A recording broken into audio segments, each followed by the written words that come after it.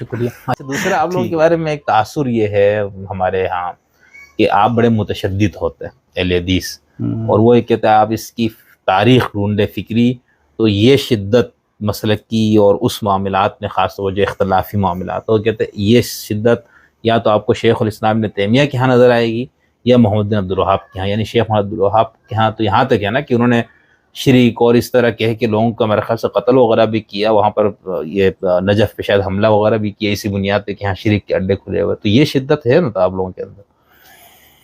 دیکھیں مسلک اہل حدیث جو ہے نا مسلک اعتدال ہے، اور آپ پاکستان کی اگر تاریخ میں کوئی بھی مذہبی جھگڑے اور فرقہ واریت کہیں بھی اٹھا کے دیکھیں تو وہاں پر اہل حدیث آپ کو کہیں پہ بھی نظر نہیں آئیں گے. اچھا اس طرح کے لڑائی جھگڑوں میں اور اس طرح کی قتل و غارت گری میں، اور خود ہمارے ادارے اس بات کی گواہی دیتے ہیں، ہمارے جو ہے پولیس کے اعلیٰ افسران اس بات کی گواہی دیں گے کہ یہ مسٹر نو پرابلم ہے، یہ پرابلم پیدا نہیں کرتے انتظامیہ کے لیے کہیں پر بھی. تو یہ پروپیگنڈا ہے. اگر آپ شدت پسندی دیکھنا چاہیں تو وہ یہ دیکھیں کہ اپنے مسلک کو مسلط کرنے کی کوششیں آپ کے اس ملک میں ہو رہی ہیں.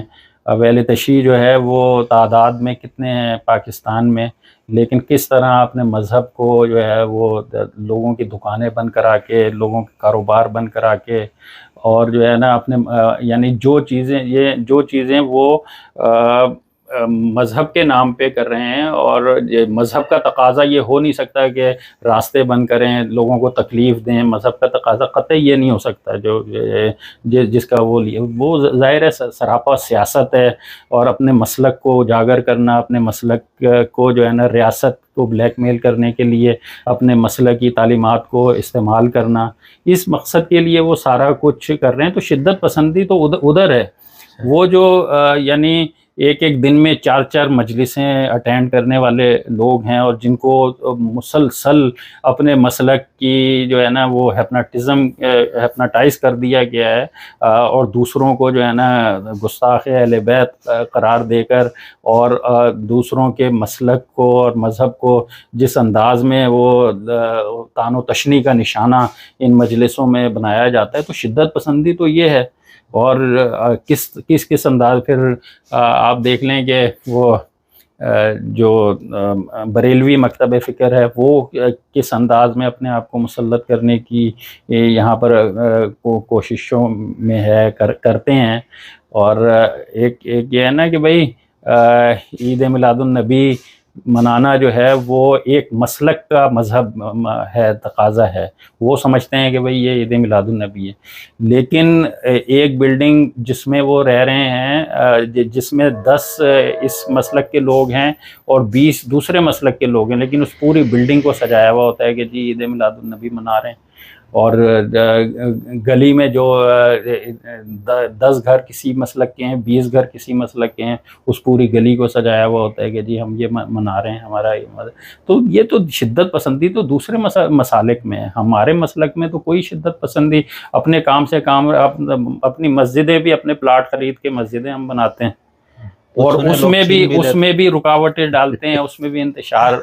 مسجد بنانے یعنی مندر پر اعتراض نہیں ہوتا، گرجا گھر پہ اعتراض نہیں ہوتا، لیکن اہل حدیث کی مسجد کہیں کسی علاقے میں بنے تو سارے کھڑے ہو جاتے ہیں کہ یہ کیوں بن رہی ہے. تو شدت پسندی تو ادھر ہے. لیکن میرا چلے یہ تو ظاہر سے اس پہ کوئی بندہ یہ بھی کہہ سکتا نا کہ آپ لوگ تو تعداد میں اتنے نہیں ہے کہ آپ لوگ بدماشی شروع کریں، لیکن اہل تشیع کے مقابلے میں تو تعداد چلو میں ان کے ہاں تو ان کا ایک تناظر دوسرا بھی ہے نا. اب جیسے سعودی عرب میں آپ کی اکثریت ہے سمجھ لیں، یہ کہا جاتا ہے، اس پہ بھی میں نے 1-2 سوال آپ سے، تو وہاں تو آپ ڈنڈے کے زور پہ اپنا مذہب مسلک نافذ کیا ہوا ہے نا. یا بیچ میں جو آپ سلفیوں کے ہی سے متاثر ہے جو داعش کی تنظیم، جب انہوں نے اسلامی حکومت قائم، انہوں نے بھی سارے ڈنڈے کے زور پہ سب کو ٹھیک رکھا. مسلط تو کہ آپ لوگوں کو موقع نہیں مل رہا. اہل حدیث نے کہ معتبر عالم نے داعش کی حمایت کی، کس نے القاعدہ کی حمایت کی؟ معتبر عالم دین نے. اب آپ نے یہ مسئلہ چھیڑ دیا تو سن لیں کہ یہ دیکھیں، یہ جو انتہا پسندی ہے نا، یہ بیرونی فنڈڈ انتہا پسندی ہے. اچھا. یہ کسی بھی مذہبی گروہ یا مکتب فکر کی انتہا پسندی نہیں تھی. پاکستان میں بھی جو ہے یہ جہاد کو پروموٹ ریاستی سطح پر کیا گیا تھا. اور معتبر جو علمی ہر مکتب فکر کی شخصیت تھی کسی کی تائید حاصل نہیں تھی. اس کے لیے آرٹیفیشل شخصیات کھڑی کی گئی تھیں. ان کو جو ہے نا جہاد کا وہ دیا گیا تھا، ٹائٹل دیا گیا تھا، اور اس میں جو ہے نا ان نظریات کو فروغ دیا گیا تھا. تو اس کے پیچھے تو آپ یہ کہ شیخ اسامہ بن لادن سلفی نہیں تھے؟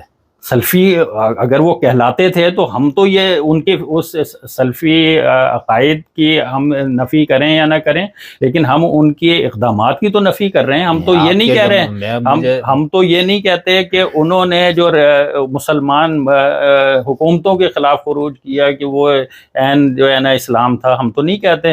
انہوں نے غیر ریاستی سطح پر یعنی جہاد کیا.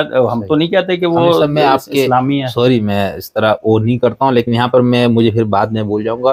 اسامہ بن لادن کو جب ان کی شہادت کی کہے یا ان کے قتل کی کہے جو بھی وہ خبر آئے تو ایک اہل حدیث آپ لوگوں نے ان کے غائبانہ جنازہ پڑھا ہے، باقی کسی نے نہیں پڑھا.